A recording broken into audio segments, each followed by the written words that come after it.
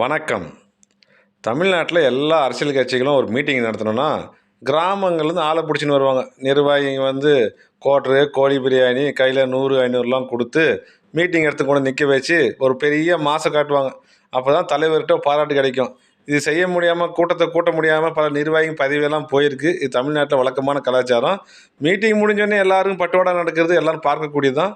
இந்த பிரச்சனையெல்லாம் இல்லாத ஒரு கட்சினா தாவேக்காவை சொல்லலாங்க. விஜய் மீட்டிங்னா கூட்டத்தை சேர்த்த தேவையில்ல, கூட்டத்தை தடுக்கணும்னு நினைக்கிறேன். அந்த அளவுக்கு போயிடுச்சு. ஏன்னா கியூஆர் கோடு கொடுத்து பார்க்குறாங்க, பாஸ் கொடுத்து பார்க்குறாங்க. அப்பயும் ஜனங்க டூப்ளிகேட் பாஸ்லாம் போட்டு சேலத்தில் உள்ள நுழைஞ்சிட்டாங்களாம். விஜய் வந்த பின்னாடி தொண்டர்கள் கட்டுப்படுத்த முடியாமல் எல்லாம் உள்ள நுழைஞ்சிருக்கிறாங்க மாநாட்டுக்குள்ளே. போலீஸே தடுத்து நிறுத்த முடியல. அந்த அளவுக்கு 8000 பேர் தான் அனுமதி. அதுக்கு மேலே கூட்டிட்டாங்களாம். இதெல்லாம் சரிதான். வழக்கம் போல் இங்கேயும் கரூர் சம்பவம் மாதிரியே இங்கேயும் தொடர்ந்துருச்சு. இந்த மரண சென்டிமெண்ட் இவங்க கட்சிக்கு தொடர்ந்து வருது.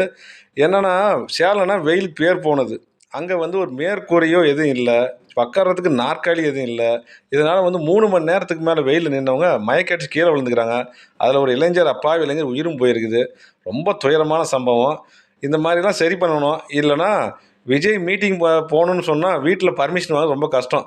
வீட்டில் இருக்கிறவங்கலாம் கையை காலை பிடிச்சி அழுவாங்க மாதிரி, ஐயோ போகாத போகாத போகாதே போகாது என் கனவான்னு எல்லாம் ஒரு பாட்டு பாடுற அளவுக்கு போயிடும். அந்த சென்டிமெண்ட்டை உடைக்கிறது பார்க்குறது நல்லது.